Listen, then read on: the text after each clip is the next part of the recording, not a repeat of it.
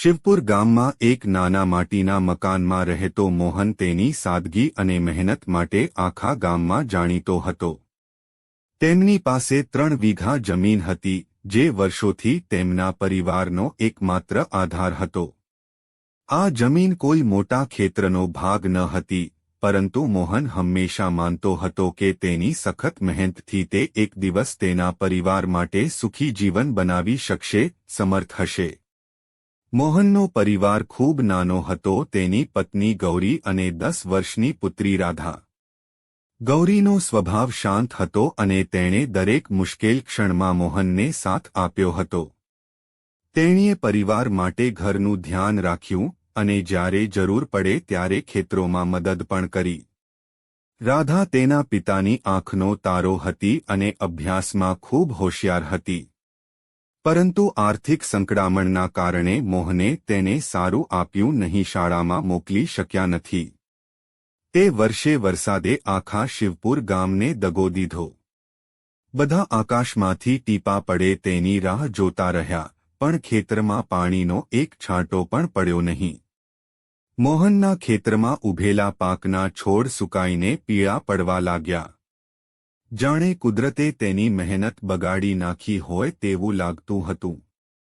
ગામડામાં પોતાની કઠોરતા માટે કુખ્યાત મનીલેન્ડર રામદીન મોહનનો હતો નજીક આવ્યો. મોહન, તારે પૈસા જોઈતા હોય તો મને જણા. હું તમારી જમીન ગીરો મૂકીને તમને લોન આપી શકું છું.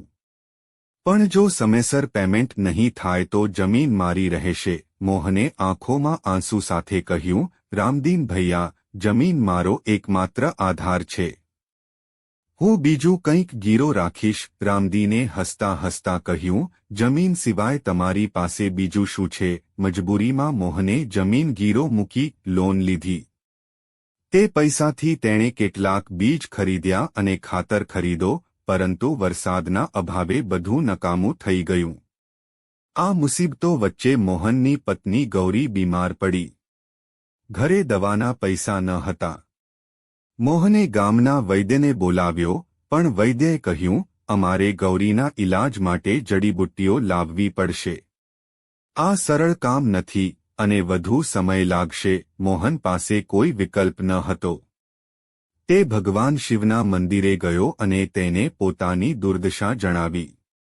મારે શું કરવું જોઈએ? મારી પત્ની બીમાર છે અને મારી પુત્રીનું ભવિષ્ય અંધકારમય છે. મને રસ્તો દેખાડો. ગામના લોકો મોહનની મહેનત જોઈ પણ મદદ કરવાને બદલે મજાક ઉડાડે છે. મોહન વિચારે છે કે ભગવાન પણ તેને મદદ કરશે જો તમે સખત મહેનતનો માર્ગ બતાવશો. બીજા એક વડીલ હસ્યા અને કહ્યું, તેનું આવું દુર્ભાગ્ય છે.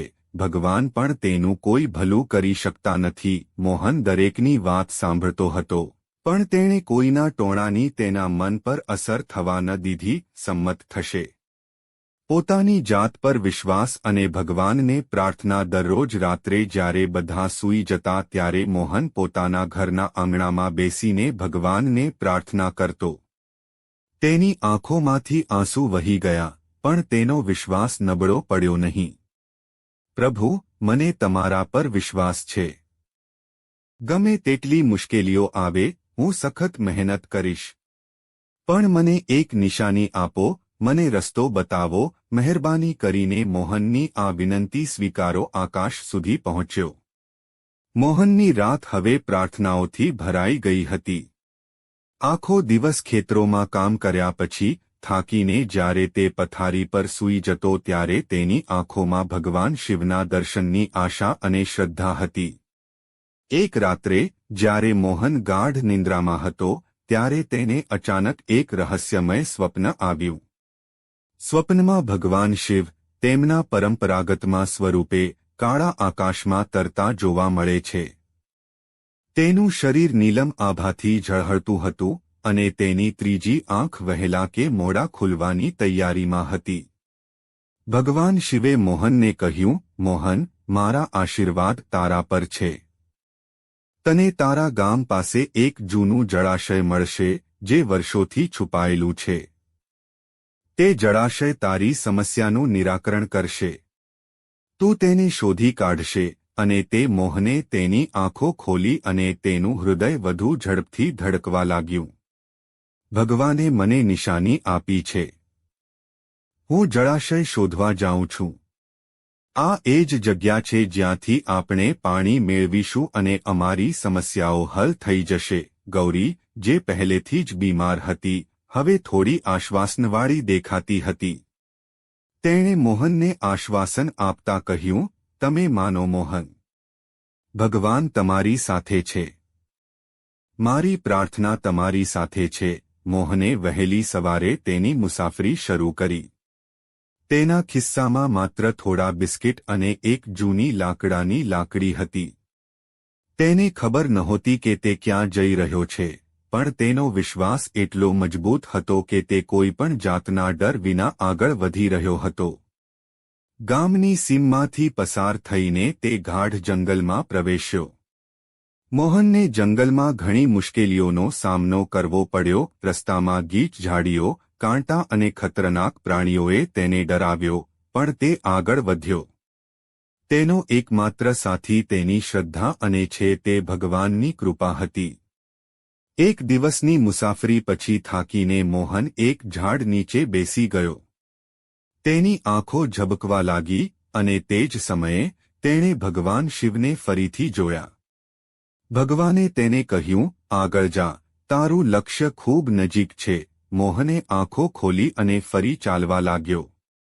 થોડે દૂર ગયા પછી તેણે એક નાની ઊંડી ખીણ જોઈ, જ્યાંથી થોડું પાણી વહેતું હતું. તે વહેતી હતી.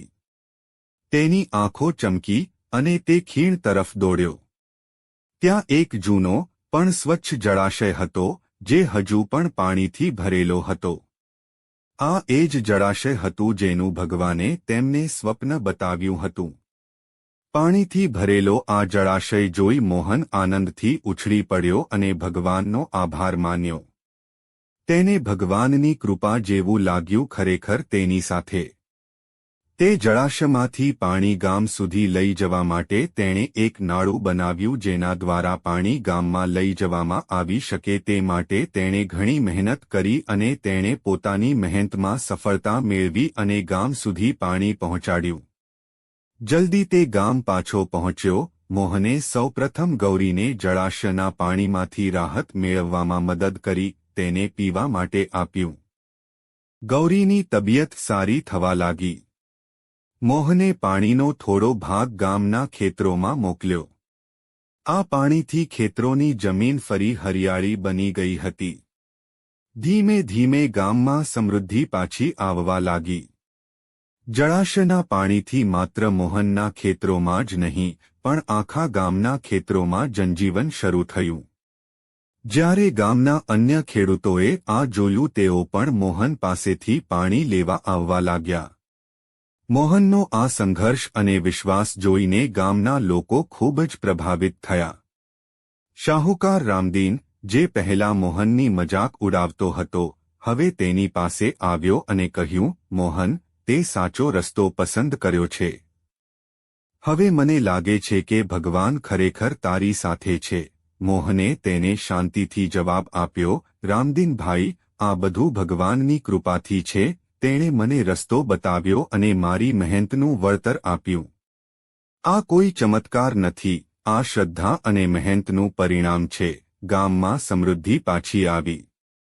મોહનના ખેતરો ફરી હરિયાળા બન્યા. ગૌરીની તબિયત સારી થઈ અને મોહનનું રાધાને શાળાએ મોકલવા માટે પૈસા ભેગા કરવાનું સપનું પણ પૂરું થયું.